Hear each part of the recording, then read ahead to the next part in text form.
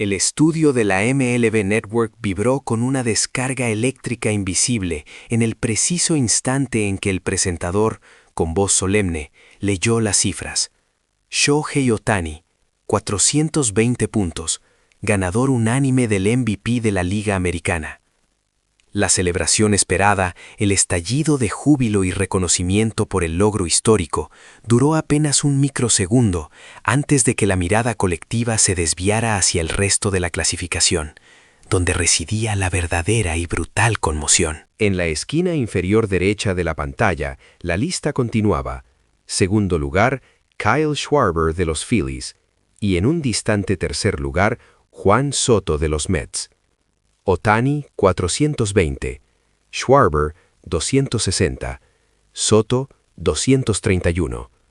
Aquella secuencia de números fríos y despiadados no era solo una estadística, sino la chispa que encendió un incendio continental, la prueba de que el cosmos del béisbol se había desalineado por completo. La euforia inicial en el set se evaporó, reemplazada por un silencio denso y punzante. Una quietud que solo se logra cuando las mentes intentan asimilar una paradoja insostenible. La cámara, casi por reflejo, hizo un zoom forzado sobre el rostro de Juan Soto, el hombre que, con 43 jonrones, 105 carreras impulsadas, un WAR de 5.6 y 38 bases robadas, el hombre cuyo impacto total parecía indiscutible, había quedado relegado al tercer puesto, detrás de un bateador designado con un promedio de...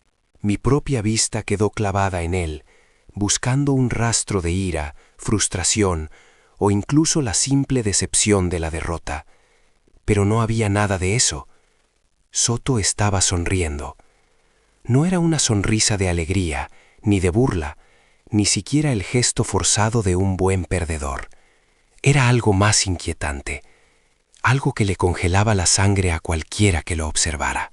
Sus labios se alzaron apenas 1 milímetro, pero el sentimiento que ocultaba bajo esa fina capa de músculo facial era como una corriente subterránea bajo un lago gélido, profundo y activo, pero totalmente invisible. Parecía decir, ¿otra vez? ¿En serio otra vez? La espontánea algarabía que había llenado el estudio se transformó en una tensión palpable, una crispación que hundía el aire y hacía que cada respiración sonara amplificada. Los ojos de todos, analistas, camarógrafos y productores, estaban hipnotizados por la inescrutable expresión de Soto. Fue el reportero de ESPN, Kevin Burkhardt, quien rompió el hechizo, levantándose de su asiento con una agilidad instintiva, acercando el micrófono a Soto como una espala afilada. «Juan, ¿cómo te sientes con este resultado, siendo tercero detrás de Ohtani y Schwarber?» La pregunta era rutinaria, insípida, pero en ese contexto sonó como un disparo en medio de la noche. Soto cerró los ojos lentamente. El breve silencio que siguió fue interminable. Un espacio donde la audiencia en casa y los expertos en el estudio contuvieron el aliento, esperando una explosión de furia. Soto inhaló profundamente, abriendo los ojos de nuevo. En su mirada no había ni la más mínima sombra de rencor, solo una comprensión quieta y abisal. Con una voz baja y calmada, que no necesitó elevarse para atravesar el bullicio, respondió: «Que Shohei sea el número 1 no es una sorpresa para nadie. Lo que sí me sorprende es la persona que quedó en segundo lugar». La frase fue corta, medida y devastadora. No contenía un insulto explícito, pero la carga de peso y el filo de su significado eran suficientes para perforar la burbuja de la atmósfera televisiva. Dejó un eco silencioso tan potente que nadie se atrevió a hablar de inmediato. Lo había dicho sin despeinarse, desviando la atención del campeón Ohtani para señalar con precisión quirúrgica el corazón de la controversia, Kyle Schwarber y el sistema de votación. La incredulidad se apoderó de las redes sociales al instante. La cuenta oficial de SNY no tardó en tuitear la clasificación. Soto tercero detrás de Ohtani y Schwarber, y en ese momento Nueva York entera, la metrópolis que respiraba béisbol, hirvió. Esto ya no era un debate analítico, ni una discusión superficial sobre estadísticas. Era una erupción volcánica de indignación que había estado latente en el subsuelo de la ciudad. El ruido habitual de Nueva York fue superado por un clamor diferente, más agudo. En medio de ese torrente de ira digital, un video particular de tan solo 18 segundos actuó como si le hubieran vertido gasolina directamente al reactor nuclear. Ricky Calhoun, un fanático de los Mets conocido por su pasión desenfrenada, apareció en su transmisión. Su rostro estaba congestionado, sus ojos ardían de rabia, su voz temblaba, no de miedo, sino de una indignación monumental. ¿5-6-2 de WAR detrás de un 4-7? ¿Están tomándole el pelo a los fanáticos de los Mets?, gritó Ricky, golpeando su mesa con el puño. Continuó con una vehemencia que azotaba la pantalla. Un tipo que batea .240 como DH por encima de un hombre que pega 40-30. Esto no es béisbol, es una farsa. Finalmente acercó su rostro a la cámara, su voz bajando a un tono gutural, cortante como una cuchilla. Solo díganme una cosa. Explíquenme por qué Schwarber fue superior a Soto. El remate fue brutal y absoluto. Esto no es un error. Esto es un insulto. En cuestión de minutos, el video de Ricky se propagó como un tsunami, superando los 3 millones de reproducciones en pocas horas. La línea de tiempo de Nueva York se convirtió en un infierno de comentarios, donde la rabia alimentaba más rabia, transformando la ciudad en un gigantesco grito de furia unificado. Los fanáticos publicaban y gritaban sarcasmos. ¿Schwarber sobre Soto? ¿Es porque ambos nombres empiezan por S? Esto no es el premio MVP, es el premio al jugador favorito de los periodistas. Queremos que se revelen las boletas y las queremos ahora mismo. Cada palabra tenía el filo de una navaja y el calor de un volcán. Más tarde, un reportero de Fox Sports interceptó a Juan Soto en el vestíbulo del estadio, justo cuando salía de la conferencia de prensa. Soto detuvo su marcha, giró lentamente, encarando la cámara con todo su cuerpo. Su movimiento no denotaba indecisión, sino una premeditación fría, como si ya supiera la magnitud del impacto de lo que estaba a punto de pronunciar. Con ese tono bajo y tranquilo que lo caracterizaba, como un juez leyendo una sentencia de acero, Soto habló. No estoy en contra de Schwarber, estoy en contra de la falta de transparencia. No fue solo una declaración, fue una tesis de peso y agudeza, una verdad silenciosa y cruel, expuesta a la luz. Dio un paso más, continuando con un tono desapasionado, pero que laceraba el pecho del oyente. Si una temporada con 43 jonrones, 105 impulsadas, 38 robos y un .6 de WAR, aún así te coloca detrás de un jugador que batea .240 como DH, entonces eso no es béisbol. El reportero, Kevin Burkhardt, apenas pudo articular una pregunta temblorosa, la garganta anudada. ¿Cuándo es el mensaje que intentas enviar? En esa pregunta se mezclaban el miedo, la curiosidad y la necesidad visceral de saber. Soto elevó apenas la comisura de sus labios, un gesto demasiado sutil para ser llamado sonrisa, una expresión tan fina que resultaba inquietante. Me pusieron en tercer lugar, eso es todo, y creyeron que no me daría cuenta. Sus palabras no fueron una explosión, sino un frío susurro que rajaba el interior del pecho. Apenas 47 segundos. Esos 47 segundos bastaron para reescribir el mapa del béisbol estadounidense. El video de Soto superó los 4.2 millones de reproducciones en horas, provocando una reacción en cadena de jugadores, periodistas y analistas. Las redes sociales se dividieron por la mitad. Unos aclamaban la valentía de Soto, otros lo veían como una declaración de guerra. Estados Unidos ardía, un gigantesco horno rugiendo en la noche. A la mañana siguiente, el anuncio de Soto resonó en los campos de entrenamiento de los Phillies. Los periodistas se duplicaron, una masa tensa, expectante, que sentía que no podía irse hasta escuchar las palabras del aludido. Finalmente, la figura central, Kyle Schwarber, apareció.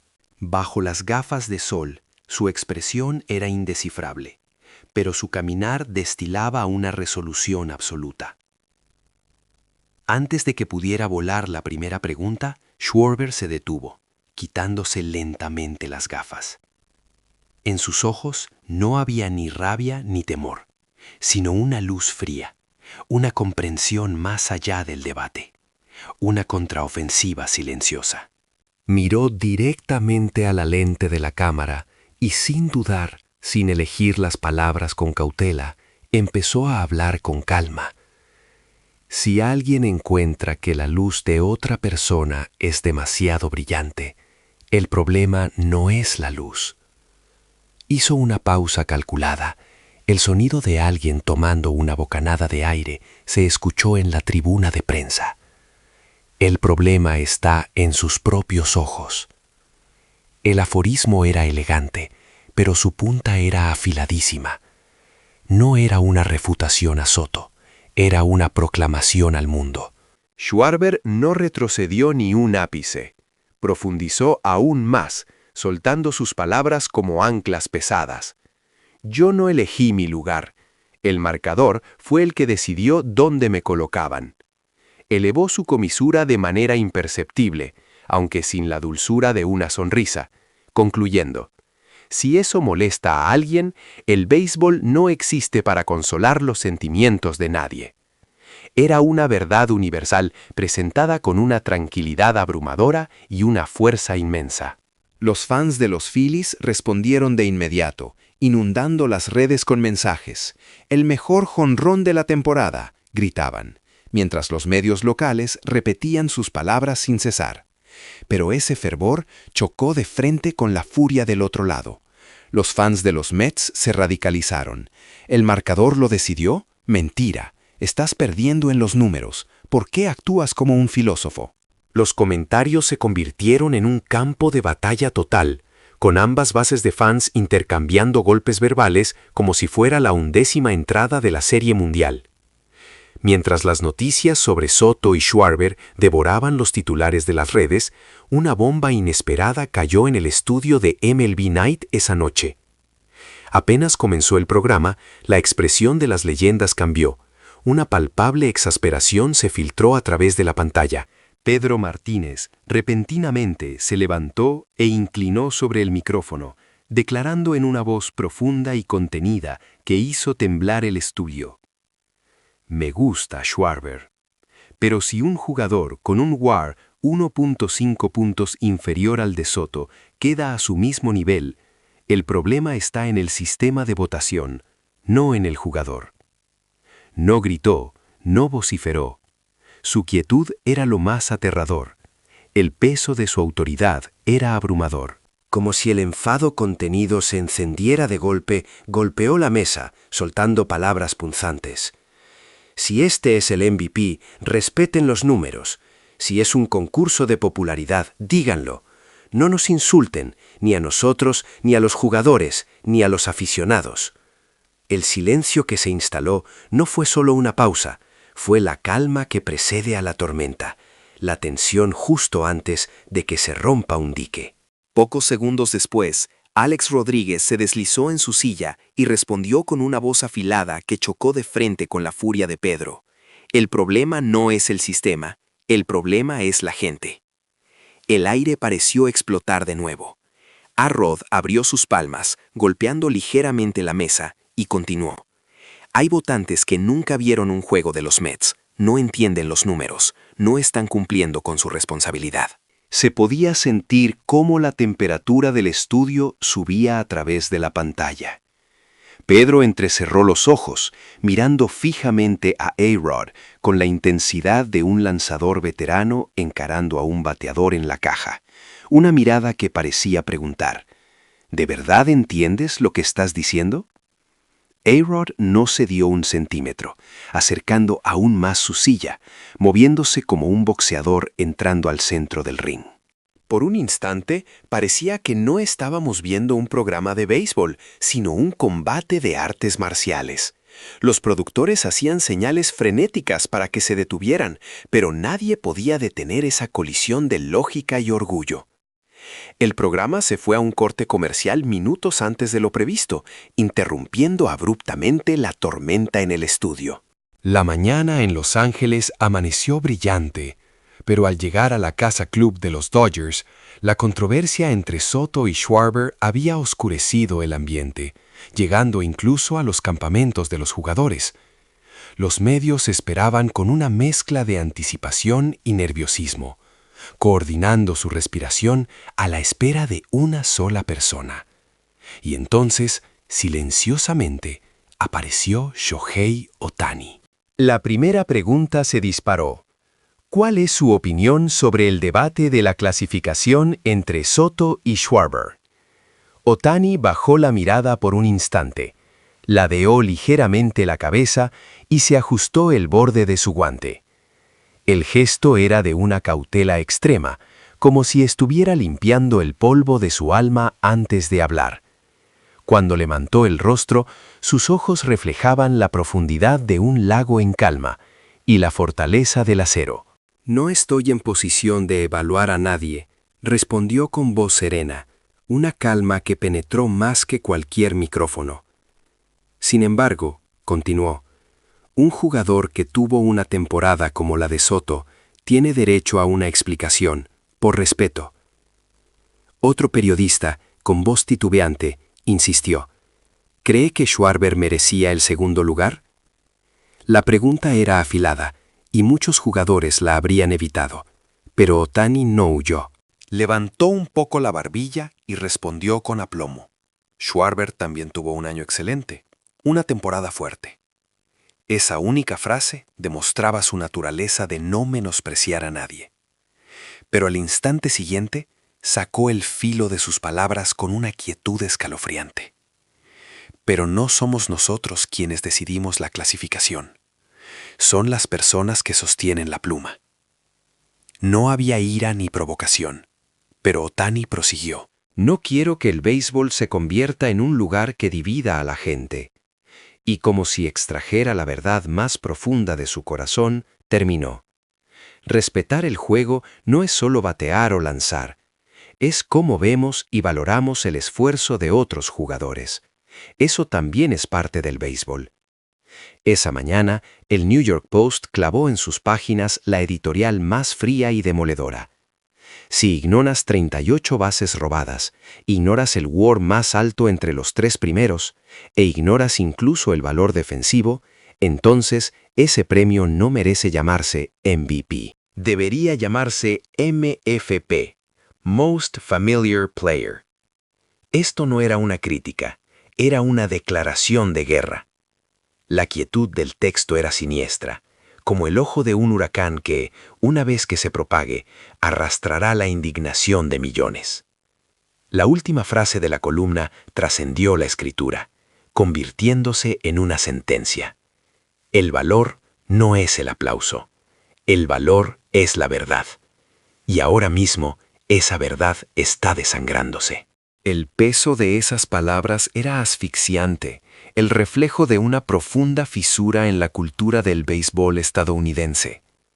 En Times Square, los fanáticos de los Mets se congregaron, mirando la pantalla gigante que mostraba los resultados del MVP, lanzando gritos que sonaban más a lamento que a disturbio.